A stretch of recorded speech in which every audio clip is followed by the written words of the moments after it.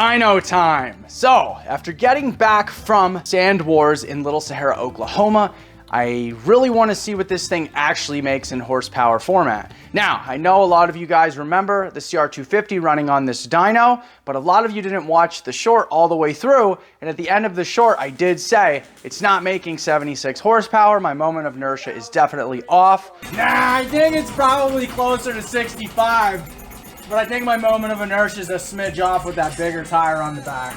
And I know it's a good bit lower than that, but I wasn't sure exactly where it landed. Well, now I have data, and data will lead us in the correct direction. I have the moment of inertia set properly on this dyno. This now should yield a 99.9% repeating accurate type result. With that being said, I talked to the manufacturers of the dyno software, and I think we got that all figured out. So I'm anxious to see what this makes on methanol. Originally, my goal was 140 horsepower to the tire. I read online that a lot of guys were able to make close to that with a 521 Supercub in the 130 to 140 range. And I personally know people who have dynoed these bikes and made that much horsepower. So I'm going to go ahead and get the air pressure leveled out on both of these, and we're going to do a couple pulls and see what this thing makes when she's up to temp. Let's get after it.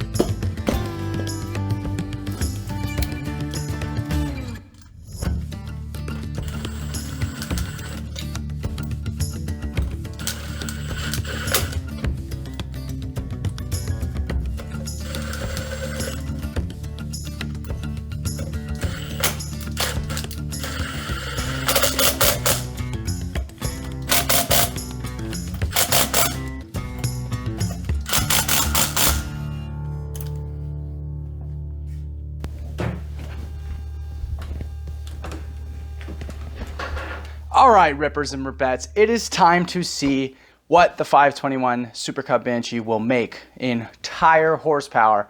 Here's the mod list for y'all. 521 Supercub, 28cc domes set up for alcohol methanol. No porting done to the cylinders or pistons at all. It is case ported.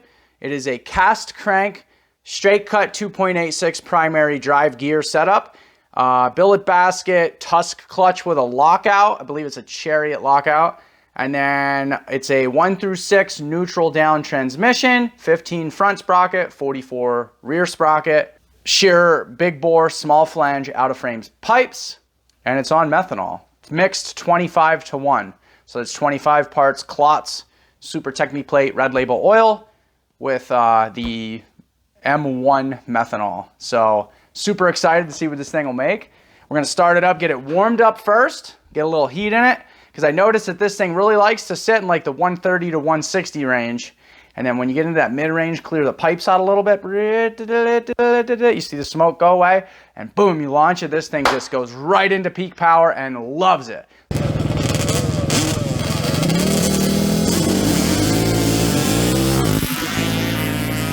So that's what we're going to try to do real quick. And it's only 60 degrees out, so I don't know how well this thing's going to run, but we're definitely going to give it a shot and see.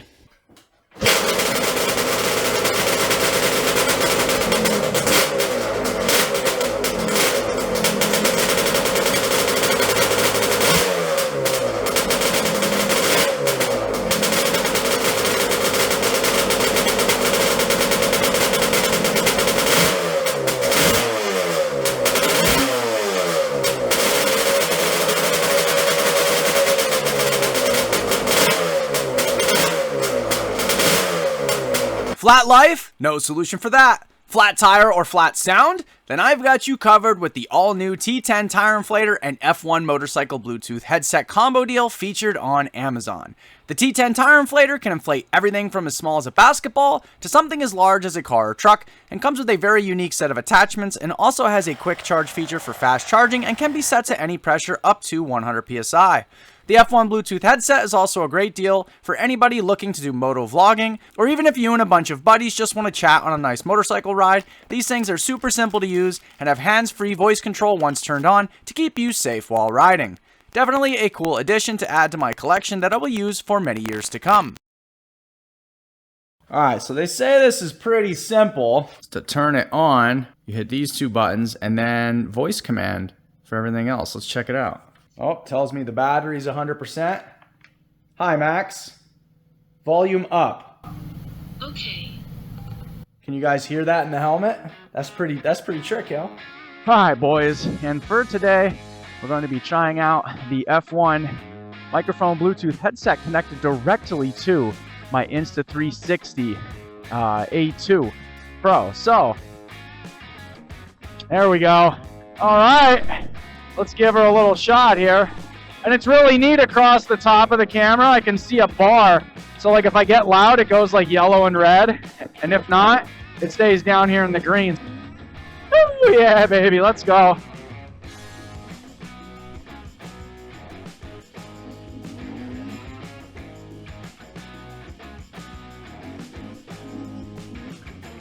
Suspension feels good.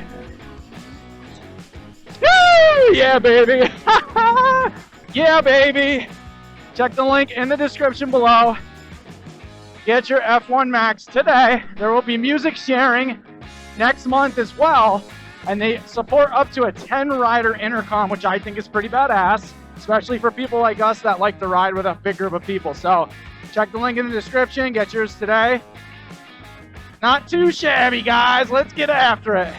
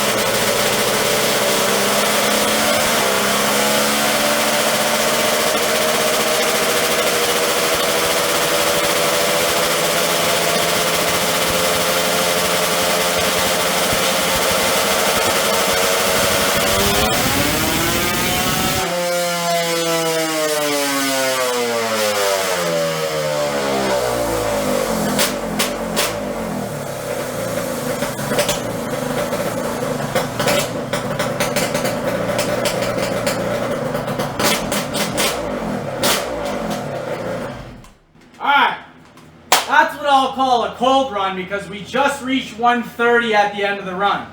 She did seem to kind of get into that RPM though. Woo! My ears are ringing.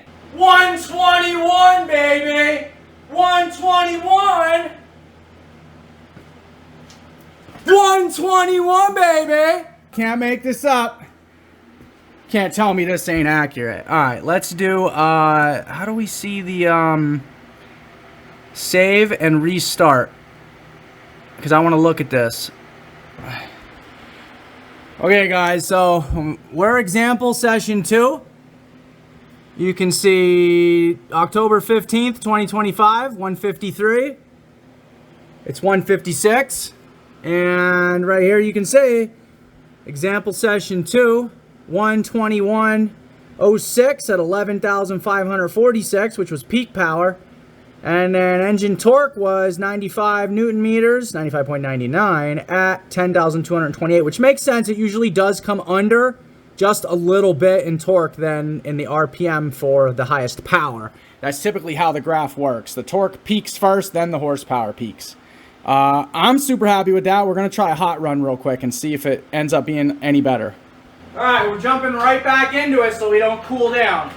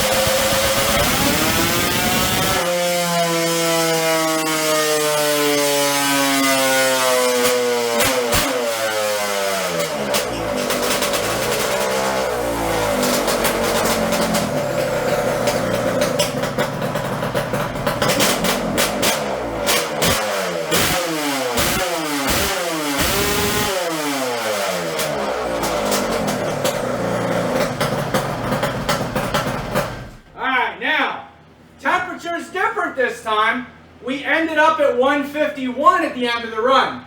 And when we reached peak RPM, we were in the mid 140s. So we were running like 145, 147, like right in there. It was like as soon as I went to gun it, we were at 142. And by the end, we were at 147.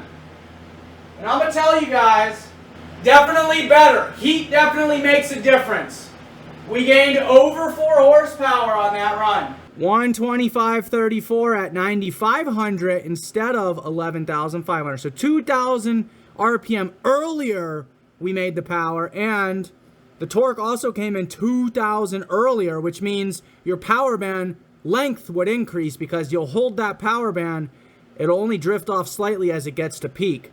I think we should do one more run and see if being at the 160 area, 150, 160 area, will make this in fact any better. So that's our power, 125.3 and 112 Newton meters of torque. Not bad. Definitely feel like this is spot on, but still feel like we can squeeze a couple more ponies out of this yet. Let's get it. All right, Rippers and Ripettes.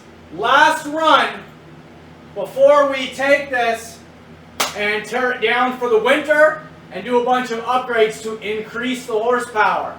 So that's my goal over the winter, is to gain a bunch of horsepower and drop a bunch of weight with this to hopefully make it a little bit more competitive. And then after we're done with this dyno run, let's talk about it. Alright, so 138's the starting temp, and I'm hoping we get it up around 150 when we go to do the pull. Because I noticed this thing ran its best at Sand Wars when it was around 150 to 160 some degrees. That is when this thing would do second into third gear wheelies and just want to throw me off the back like a wild friggin' horse.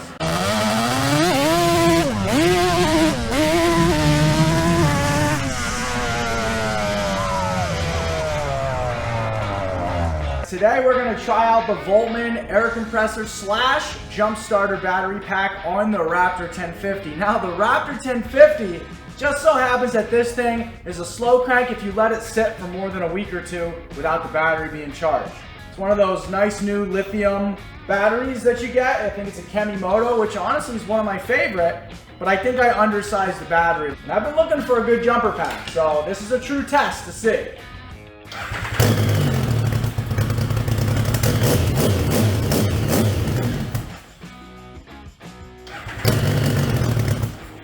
Yeah, you see, hear how quick that spins?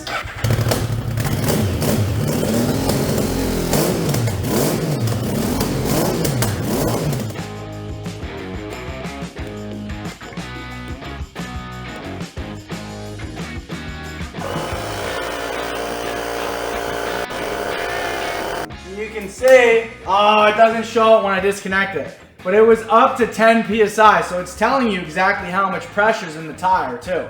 Dig it. Get yours in the description below.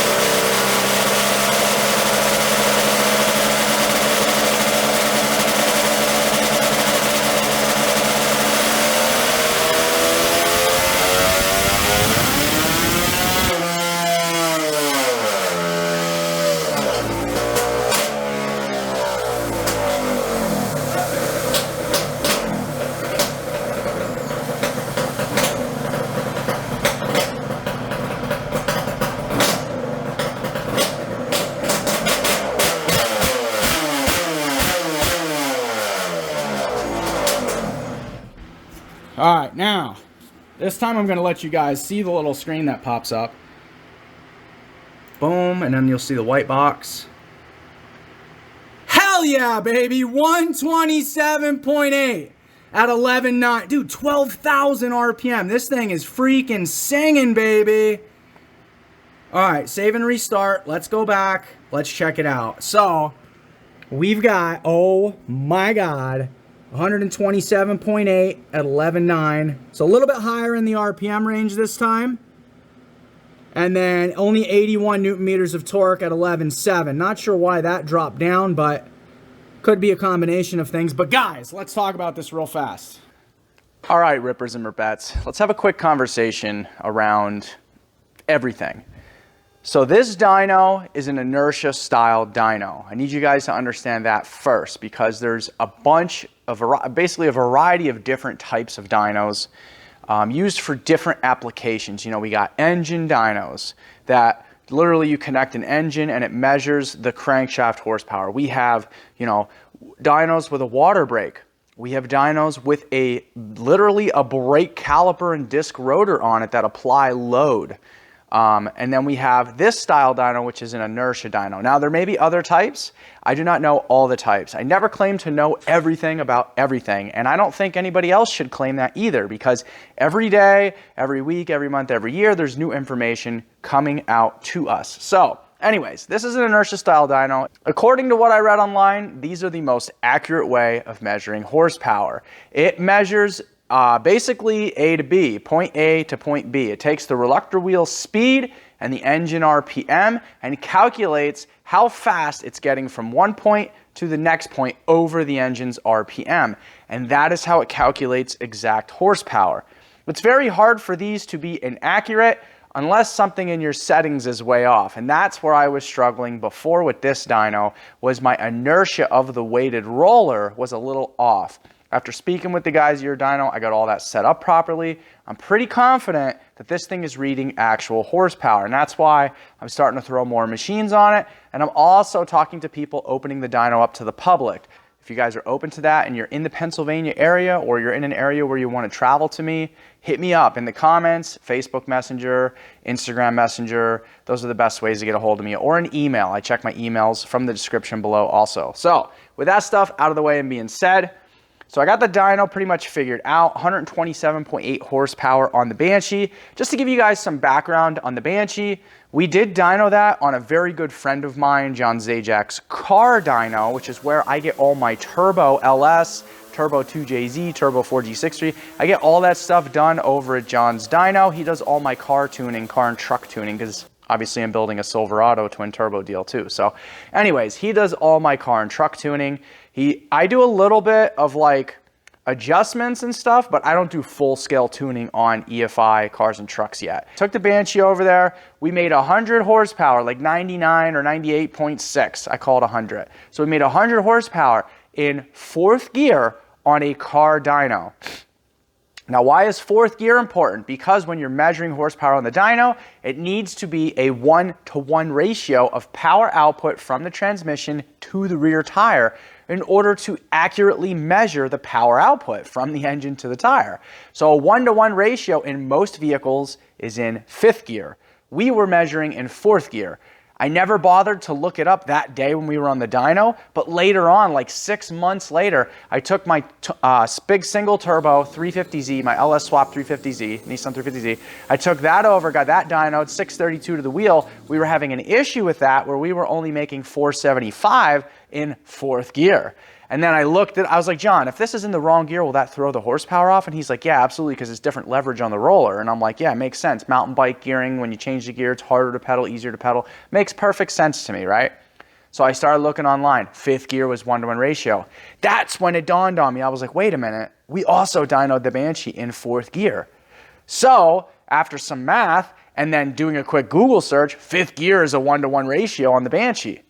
The reality is that Banshee should have been making more power than it did on the dyno. On that exact setup, running pig rich, mind you. Now, I had that jetted pig rich last time we went on the dyno, and it still only made 100. I could have leaned it out I didn't want to. Obviously, I wanted to get longevity out of the motor. It was a fresh setup at that time. We're talking 2 years ago at this point. So it made 100 horse. If we went into 5th gear, maybe it would have made 115, 120 being pig rich. Only 6 degrees of time. And now, what I will say is, now we're on methanol. Methanol definitely adds horsepower. Everybody knows this. If you tune it in properly, it definitely 100% adds horsepower and keeps it cooler. It's just, you have to do purges on it so you don't, what happens is methanol is very corrosive. It draws moisture in from outside. And so it'll rust your bearings, and anything that can be rusted or corroded, it will eat everything away. So you have to rinse it out with regular fuel or race fuel depending on your compression. So with all that jabber out of the way, the Banshee made 127 on only 6 degrees of timing and only 165 pounds of compression. That's probably why the thing screams at 12,000 RPM. But I think most Banshees, correct me if I'm wrong in the comments below, are around the 10.5, 11,000 range, where this one was singing around 11.5, almost 12. So, and you can hear it in how high it revs too. It definitely sounds a little higher than most Banshees. And I don't know if that has something to do with the Supercub piece of that, or what, or having super huge 41.5 millimeter carbs, or open filters, to 1.5 foot long open filters, whatever the case is. That thing really screams for some reason. You guys are free to drop your setups in the comments below and let me know if you've seen something different. So with that being said, 127.8, 6 degrees of timing, 165 PSI compression, no porting done to the cylinders. That's pretty wild in horsepower in my opinion. Will it make less on another dyno? Maybe, because you have dynos that do load and stuff like that. So of course the variable exists where other dynos it's harder to make horsepower or easier to make horsepower. But I don't have a comparison to put it on to see. And nor does it really matter, because at the end of the day, the dyno number is not the important piece to this. What's important is showing the climb of horsepower, being able to make adjustments to increase the horsepower. It's consistent. I just proved that the number reading on this is consistent. You can't deny it. 121 the first run, and it was cold. It definitely makes less power cold. All motors make less power freezing cold. Then you had 125 on the second run. There was a little bit more temperature, right? So we had like another 20, 25 degrees. Then we put another 10 degrees of temperature into it, and boom, it made an extra 2 horsepower. So it is super consistent when it's measuring horsepower. That's the most important piece. Now I can make modifications to it, knowing what it makes and what temperature and what the humidity conditions were of the outside, and I should be able to make adjustments and see an increase or decrease in power. Now, what I was going to do in this video is bump the timing from 6 to 10, and then I thought about taking one of the base gaskets out and raising the compression back up to 185 and seeing what this thing can really do, because I think we'd be around the 135 horse area if we do that. Add 4 degrees and add 20 pounds of compression, this thing ought to sing just a little bit more. But I don't want to do that in this video. I'm going to save that little grenade for later, because we're going to take this thing and we're going to do some modifications over the winter. We're going to be porting the cylinders. I think I'm going to send those out probably to like Redline or something. I'm going to hit up Cam and be like, hey, do you want to give me the most aggressive drag port job that you can on these 521? And then we'll do that. We'll bump the compression up. And then another inside tip is opening up the exhaust outlets on these stingers. But we've got, anyways, we'll talk about that in the next video. But guys, I'm more than happy with this setup. I'm super confident in the consistency and the actual power output being accurate. We can now build on it. And this has inspired me a great deal to go one step further. And I'm going to be doing a whole nother drag setup. Not a Banshee, sort of like a Banshee, but not exactly a Banshee. I don't want to spoil the details, but you guys may have seen 1 or 2 posts that and I'll just give you the detail. I posted one post that I'm going to do something really, really super sick. And I'm going to have to find a company to custom make me pipes.